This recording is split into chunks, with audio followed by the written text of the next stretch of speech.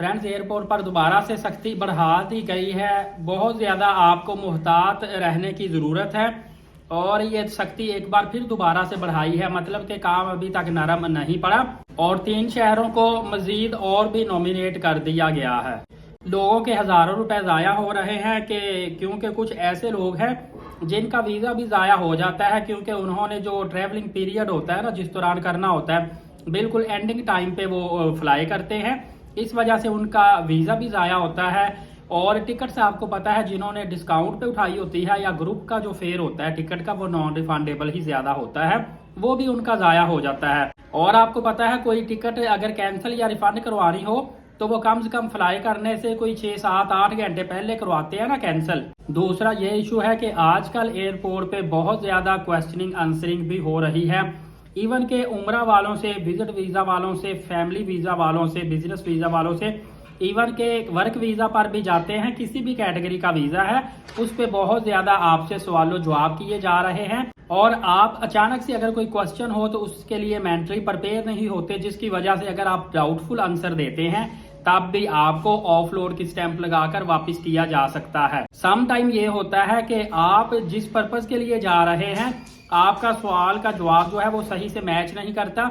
मिसाल के तौर पे काफ़ी दोस्त हम देखते हैं, वो 3 महीने का उम्रा वीज़ा लगवाकर पहले अपनी फैमिली के पास चले जाते हैं, फिर उनको साथ लेकर उम्रा के लिए आते हैं।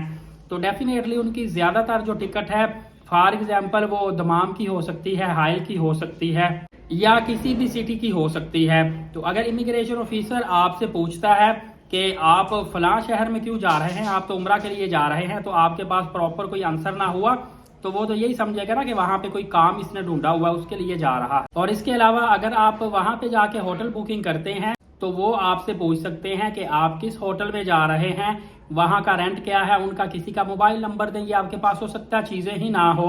और ज्यादातर अब होटल बुकिंग आपकी एयरपोर्ट पे ही चेक करते हैं। शो मनी के हवाले से भी आजकल आप मुहतात रहिएगा। ये कोई रूल नहीं है शो मनी का, स्पेशली उम्रा वीजा वालों के लिए, लेकिन ये है कि अगर आपके पास शो मनी कम होती है तो क्वेश्चन ये अरेज होता है कि आप वहां पे एक्सपेंस कैसे करेंगे। तो अगर तो आपके पास डेबिट या क्रेडिट कार्ड है, इंटरनेशनल ट्रांजैक्शन ऑन है, तो फिर तो आप उनको प्रूफ दे सकते हैं, अदरवाइज आप यहाँ पे भी डाउटफुल हो जाएंगे। इसके अलावा एक और अहम चीज है कि वैक्सीनेशन का बार बार आपको बताया जा चुका है कि 4 हफ्ते पुरानी पोलियो चाहिए, 4 हफ्ते पुराना पोलियो सर्टिफिकेट कंप्यूटराइज चाहिए। इसके बावजूद लोग पता नहीं इस चीज को नॉर्मल लेते हैं। अक्सर एयरपोर्ट पे वही लोग ज्यादा फंस रहे हैं जिनका हफ्ता 2 हफ्ते पुरानी वैक्सीनेशन सर्टिफिकेट होती है, और वो फिर तरह तरह के हीले बहाने करके कोशिश करते हैं कि हमारी इमिग्रेशन जो है वो किसी तरीके से क्लियर हो जाए और हम फ्लाई कर ले।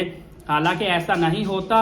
जिस चीज का बकायदा तौर पर नोटिफिकेशन जारी हो चुका है, एक लॉ है दूसरे कंट्री का, उस पर अमल दरामद करना जरूरी होता है। और वर्क वीजा वालों के लिए भी अक्सर देखने में आया है कि इनके पास या तो कॉन्ट्रैक्ट का ओरिजिनल पेपर नहीं होता या डॉक्यूमेंटेशन कंप्लीट नहीं होती। किसी ना किसी तरीके से ये भी इनकम्प्लीट डॉक्यूमेंट लेकर जब एयरपोर्ट पे जाते हैं तो इनके लिए मसला पेश आता है। लिहाजा एयरपोर्ट पर दोबारा से सख्ती है, आपने ये काम लाजमी करने हैं कि तमाम तर चीज़ें अपनी कंप्लीट रखनी है।